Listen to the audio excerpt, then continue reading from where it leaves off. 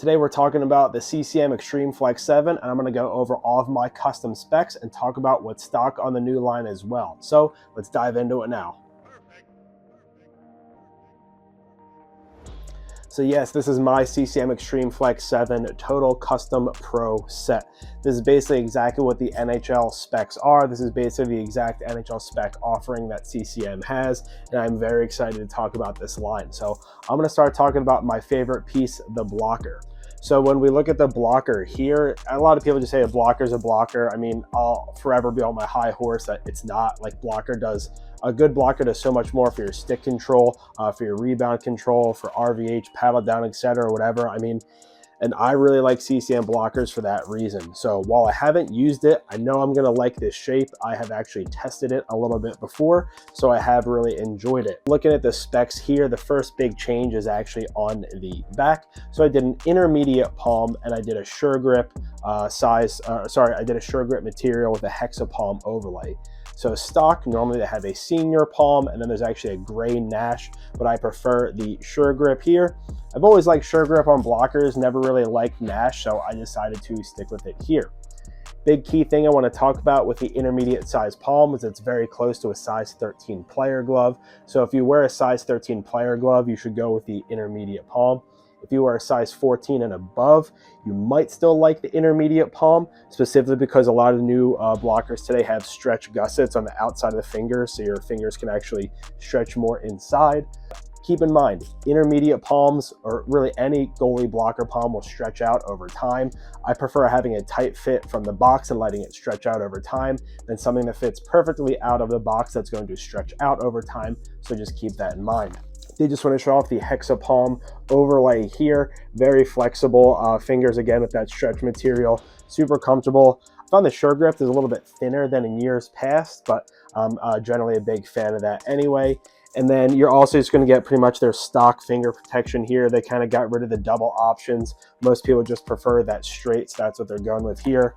Very robust sidewall, very light feeling blocker, and I'm a huge fan of that. The other thing I did want to talk about is the regular hand fit versus loose. So basically they'll kind of, like, depending on how tight, they'll sew the side of the palm here. You can get a little bit looser if you have bigger hands, but again, that's just something I did want to call out.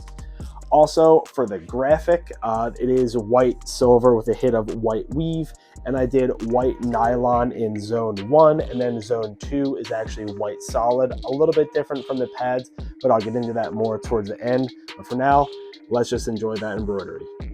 So when it comes to the CCM gloves, kind of, you know, from the original Axis to the XF Pro, even the eFlex 5, eFlex 6, CCM was doing a lot of different things with their glove breaks. So they actually have kind of, I'd argue, almost perfected a 580, but that's not what I ordered.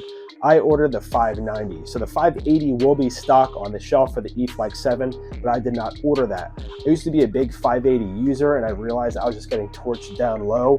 Once I saw a lot of the video footage and, you know, kind of talked to a lot of the pro guys, I realized that I wanted to lower my hand a tiny little bit and get that pocket towards the outside of my fingers, or even just above it. I don't want to have the pocket all the way up here anymore like a 580, so I've gone away from it. I know what a lot of people are thinking, that that's kind of like the stock, the standard of what NHL goalies use. I'll get more into that later this summer, but it's actually not the biggest glove break that people use. This is the 590 one piece. The other differences on it here is basically I did a game ready palm, which is stock. It does have the D30.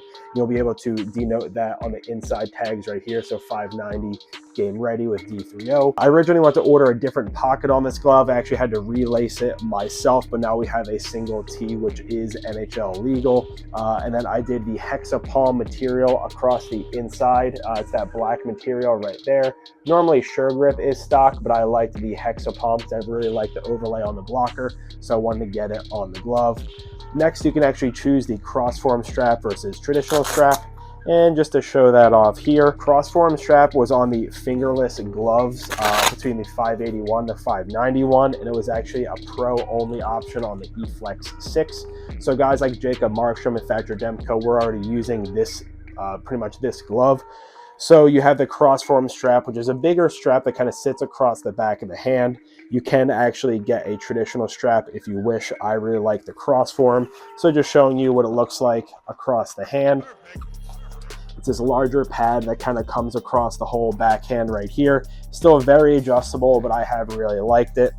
The other big difference here is I did an intermediate palm instead of the stock senior palm, and that's just something I've realized I just prefer that.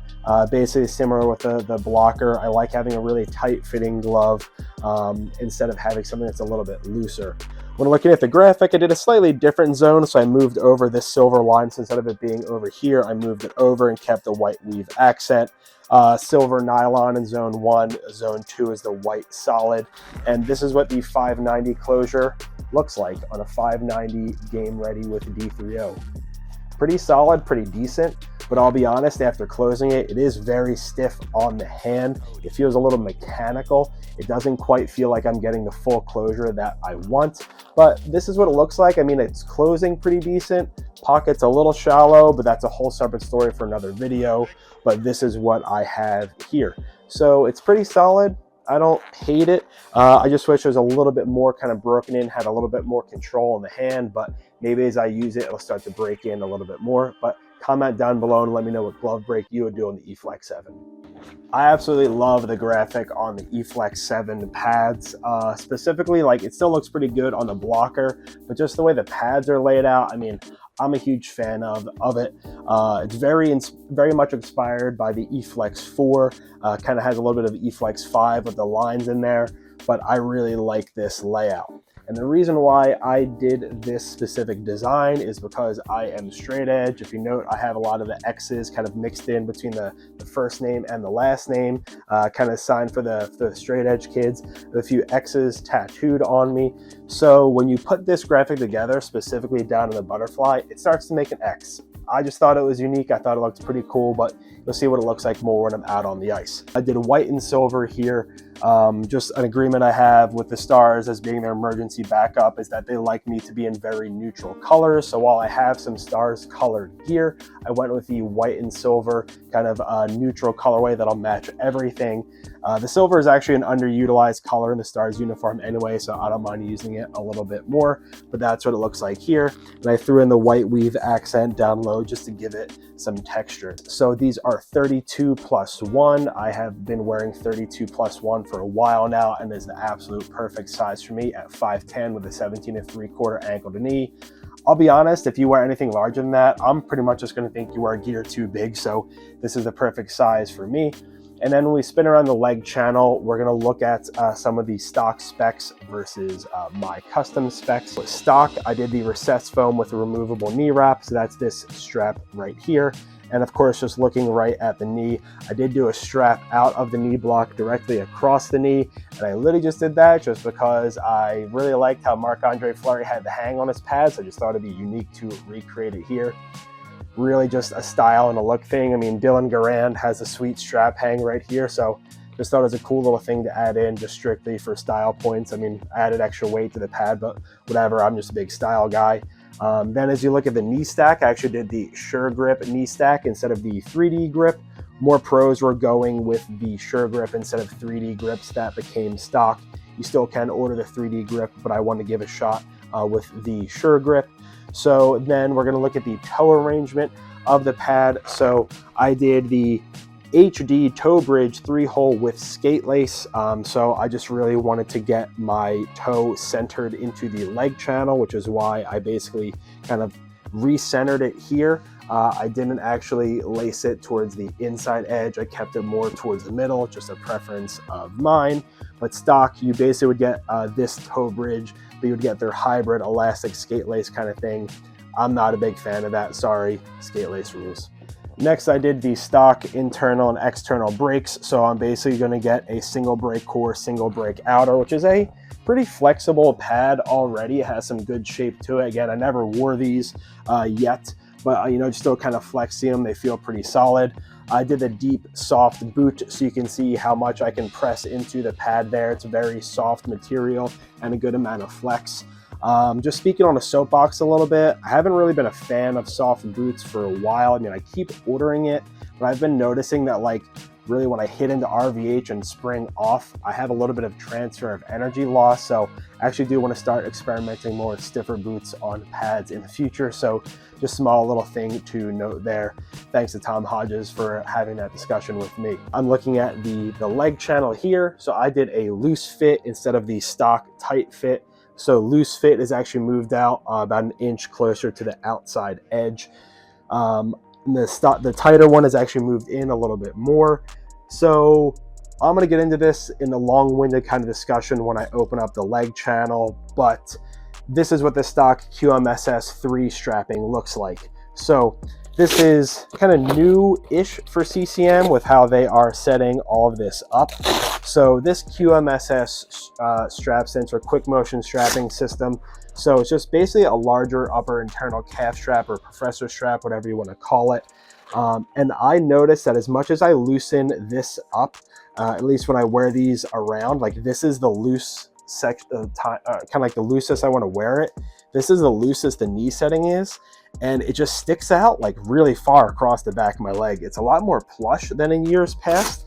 They have a lot of softer kind of air knit and SUREGRIP in here to make this plush, but I noticed it's kind of like sitting a little bit funny on my leg. Again, it's just me wearing this around the house. I haven't worn them on the ice yet. You can see how it's starting to press the leg channel out a little bit. So I couldn't imagine going to a tighter fitting leg channel.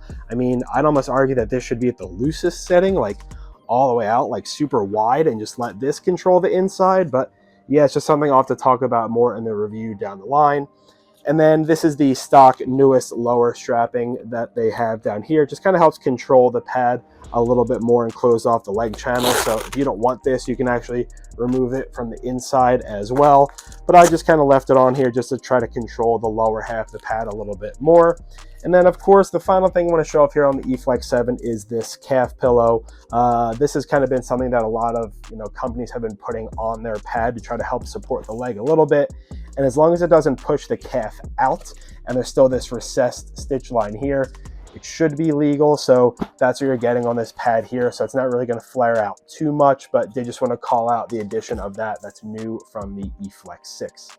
When it comes to the strapping of the pad, I did no boot strap, which is stock. So if you would like to order a boot strap, you can actually just order it on the pads. And there's no more under or behind. It actually has a little kind of like rotation pivot point. So you can run it behind the heel or under the skate, whatever you want, kind of built into one. So pretty unique, but I opted for not getting that on the pad here. And then the final spec, which is the face of the pad. So this is the Infinite Power Rebound. So it's a little bit stiffer. Still has a little bit of a softer face, as you can kind of see when I press into it. So it's not going to be the softest faced option. It's not going to be the stiffest, kind of right in the middle. I will be honest, I do want to experiment with the extra stiff face on these pads. So something I might be doing down the line in the future. But I really like this here. I kind of want to kick rebounds out. I don't like them super close.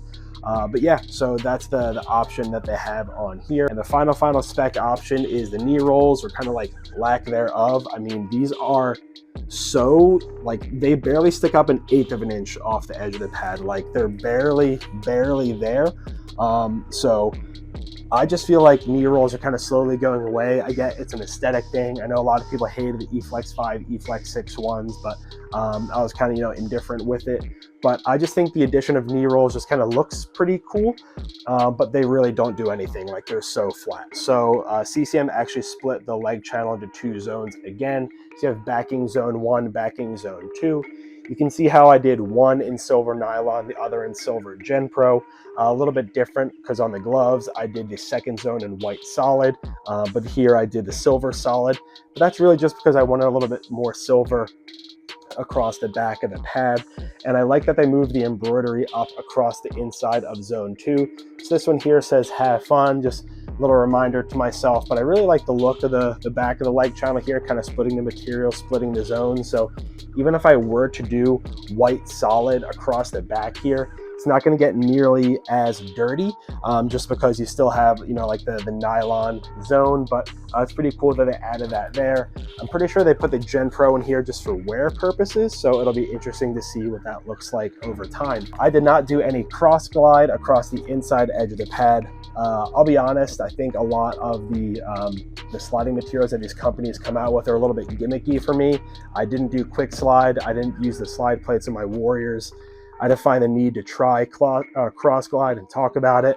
I've always just found that weave or solid works well for me for, you know, different brands like Vaughn and Warrior. I love weave, but on CCM I never really had an issue with their previous speed skin or their solid, so I'm just going to stick with it here. For the ice I skate on, being, you know, either the AAC or down at the Frisco practice rink with the Stars, I've always felt that I never need anything special. Like, I'm on a great ice surface, so for me, and for the 99% of the time where I use these pads, I just didn't need anything special. So a lot of people are opting for cross glide, but, you know, for me, I just don't find the need for it. I know that they've stiffened up the inside edge of these pads anyway, so the stiffer the inside edge, the better you're going to slide anyway. Think of Bauer, they have the stiffest inside edge and they don't use anything special for their sliding material. So if you just stiffen up the inside edge of the pad, you're going to get a little bit of a better slide anyway. So I'll be interested to test this out down the line. But that is a quick overview of the CCM EF7 pads. So now I'm going to tell you about some final thoughts on the set.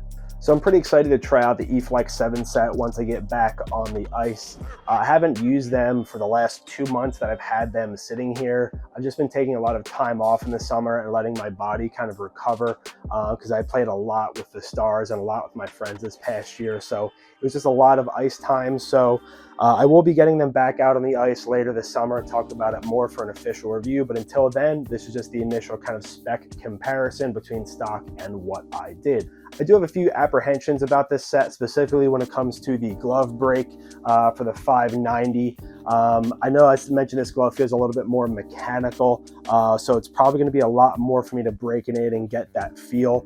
But I really want to try this out and see how it works out on the ice once I start to break it in more, or even bake it and try to get that better feel that I'm looking for. So again, I'll be very interested to try that, but, you know, a little apprehensive about it just because for me, I like getting a glove that is perfect right out of the box, and I want to feel confident with it, and I feel a little, you know, kind of, you know, a little iffy about this one. But it'll be interesting to see how it is when I take it out on the ice. And then again, specifically when it comes to the leg pads, I am a little bit worried about this leg channel and this quick motion strapping system. Even though it feels like it's very adjustable and mobile, it just feels a little bit bulky across the back and leg, especially with how plush they've made these leg channel wraps with their air knit material and trying to make them a little bit more comfortable on the leg. So I am a little bit worried about that once I get it out on the ice. So we'll see what that looks like. And the other thing too is I probably didn't need to get this strap here. I mean, it's probably just going to be getting in the way. Like, I already had to modify the inside of it, so I'm not landing on that big kind of like fat end of the strap. So probably won't be needing this here. I don't want to mess up my rotation too much, but again, just something I probably didn't need to order it, but just really wanted to kind of show it off. But that's kind of the final little apprehension there. And then the last part too is just with this boot. I mean, it's a lot softer than I was kind of expecting. I know the Extreme Flex is known for, you know, more kind of like flexible pad. So I'm a little bit worried about how soft that boot is, just because I don't want to compress into the post and lose all the power coming out. I might want to go with something a little bit stiffer, but those are my initial apprehensions. So now I want you guys to comment down below and let me know what you think of the EF7. Feel free to ask some questions, let me know about what certain specs you would like to get, or feel free to, you know, ask me if you want to get a certain spec, if it would go on the Total Custom or the Total Custom Pro. Or honestly, if you want to tell me what graphic you did, just comment down below and let me know what you would like to do on the EF7. So before signing off, I just want to give a huge thank you out to Kaylee, Vince, and the entire CCM team for helping get the set here to me, for designing a sweet graphic, for really working with me to try to get a super simple basic graphic. I probably did like 70 mock-ups of different graphics, colors, and things I wanted to go with, and I ended up going with one of the most basic ones, so sorry, but there's a lot of cool graphics left on the cutting room floor.